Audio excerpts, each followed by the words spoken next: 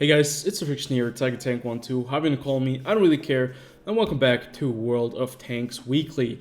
This time around, we're going to be checking out some of the news regarding slashing the prices on premium tanks and some rebalancing tests that are coming up, mainly medium tanks that will be rebalanced like the E50M and the 121. Now, I think that is certainly something that is needed, especially on the E50M. And yeah, let's get right into the news. So the very first news is that Wargaming are going to be slashing the prices for premium vehicles. So on August 12th, we're going to be going into the 10-year anniversary, like the final stage of this anniversary event that we have going on at the moment. And what they're going to be doing is they're going to be permanently reducing the price for tier 6 to tier 8 premium tanks by 10%. Now, I know there are a lot of premium tanks in the game, and 10%, to be fair, doesn't seem like a lot, because if we take a look at the prices, I think a tier 8 premium tank costs you about $50. I remember when you were able to buy the Löwe for $26 back in the day. So 10%, well, you're going to be saving $5, but it's at least a step in the right direction. The question now is, though, is it something like, is it a goodwill by Wargaming, or are they currently in a bad spot and they're not selling any more premium tanks? Because the last couple of premium tanks, I think the ISU 152K probably was not a very good selling tank, because first and foremost, they completely fucked us over again by releasing a tank that was in the game with the gun previously, but they took it out, and now you can only get that gun on the premium version. And then it's not a very good tank. It's kind of balanced, yes, that's right, but it's not a very good tank, as I heard. I didn't pick it up personally because that was just something that I was not interested in. So yeah, these questions do remain. Why are they doing that? Maybe it's just kind of a piece of goodwill. Maybe it's kind of a shove in the right direction for Wargaming. Definitely, they should cut the prices of those premium tanks. And they also mentioned right here that these next and upcoming premium tanks will also be reduced in price. So we should hopefully no longer see prices of $50 for a single tier 8 premium tank. But you know, the people will still be buying that. But yeah, I'd love to hear what you guys think about the slashing of the prices. Will you be buying more premium tanks now? 10%, is it worth it? Would you get more premium tanks now? I mean, I personally already own too many of them, so I don't really care about new and upcoming premium tanks unless they're super interesting. Then moving on, the super tests, German, Chinese medium tanks will be rebalanced. We're going to be taking a look at some of these things, and the very first thing that's going to be changing is the E50M. It's a tank that I know has very good hull armor, but the turret armor was just as the E50, the E75, the E100 kind of German tanks or German line, very, very bad, especially if the people started shooting gold. So what we're going to be seeing is a massive increase of almost 70 millimeters of armor, 69 millimeters of armor increase that you're going to be getting right here on this tank at the front, and that is a huge improvement. Now we have to try this out. This is now going on to super tests. We'll have to try it out, because maybe then it's going to be overpowered. Who knows? Because it needs to have a balance. But I think with the cupola on the top and still being flat enough, I think that is a good change. That is a change that is definitely needed on this tank, because previously, I mean, you can ram with this thing. This is one of the funniest tier 10 medium tanks that you can play, because it plays so much like a heavy tank, and it really needed kind of a buff in that area, and that is certainly what they're going to be doing. So this looks like a very good kind of change, and a change I'm looking forward to. Then they're going to be increasing the armor on the E50 as well. It's going to get like 30 millimeters of assist, or 23 millimeters of additional armor to the turret, which is going to be good. It's good that it's not going to get the 266, so at tier 9 it might just be overpowered.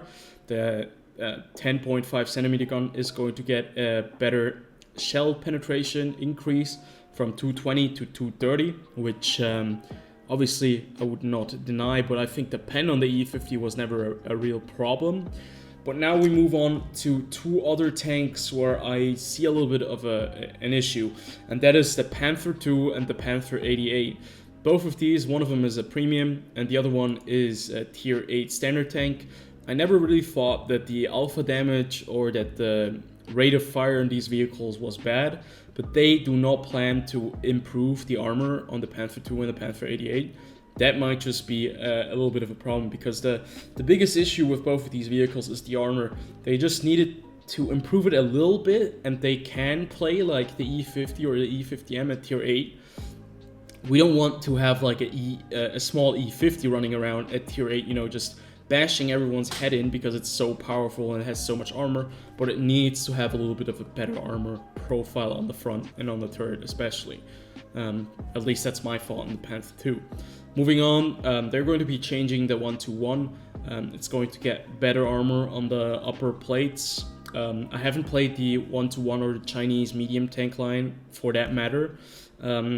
So what they're going to be doing is they're going to increase the shell penetration, increase HP, increase horsepower, and you can see right here the shell velocity is also going to be better. So it looks like this vehicle is moving closer to the area of the Object 430U, because the Object 430U kind of made this entire tank kind of obsolete, because it's just a better version of the 1-to-1. And I think, yeah, this might be the right direction, nerfing the Object 430U, buffing this vehicle, getting the playing field a little bit more equal again, and I think this might just be a good change. The WZ-120 is also going to be profiting from buffs, as you can see right here. More HP, increased by 100. Dispersion rate is going to be falling down when you're on the move. Top speed is going to be increased. There's a new 122mm gun. I have no idea if that one is new. They're going to decrease reload time. The shell velocity is going to increase. Oh no, it's actually going to decrease, right? Shell velocity is going to decrease. That's kind of fascinating. That's interesting. The T-34-2 is going to get an armor upgrade. Look at these changes. These changes are massive. They're going to get armor upgrade, 60mm, up to 200mm armor now on the front of this vehicle at tier 8. Now that is a huge improvement. So it looks like Wargaming are trying to get the tier 8, the tier 7, and the tier 9 and 10 all kind of streamlined into the sense that it should be like played entirely, the entire line should be played like the tier 10, where the armor is just as effective at the tier as it should be at tier 10. So yeah, that's kind of an interesting change. I haven't played these Chinese medium tanks yet, except for maybe one, I think, the T-34-1. I think I played that one, and it's also going to get massive buffs, so that's pretty nice. Then they're also going to be changing the Object 140, and you can see that the what they're going to be doing is the armor, the upper plate, is going to receive some more armor. Yeah, by 23mm increase, and it's going to get better gun depression, which it already had. Like 6 degrees was pretty damn good for a Soviet tank, and now with 7 degrees it's going to be like, yeah, 2 degrees better than the T-62A, and that's going to be quite interesting. And it might just get a little bit more popular, because I know the Object 140 was one of the most popular tanks, but then with the changes with other vehicles that were added, it kind of lost that spot, especially with the Objects 907. So we'll have to see. But I think generally speaking, I'm positive about most of these changes. We'll have to see when they come out on the test server and we can try it out for ourselves. But I really think that E50M needs some love, especially on the turret, and that's exactly where they're, you know, pulling everything together. And it does seem to me that Wargaming is finally checking into some things, rebalancing stuff that they actually should have done way longer, like way before. but finally they're addressing some of the issues, and I think I'm generally positive towards these changes. I'd love to hear what you guys think of the buffs that are coming, and yeah, as always, if you liked it, comment, like, subscribe, and I'll see you guys on the next one.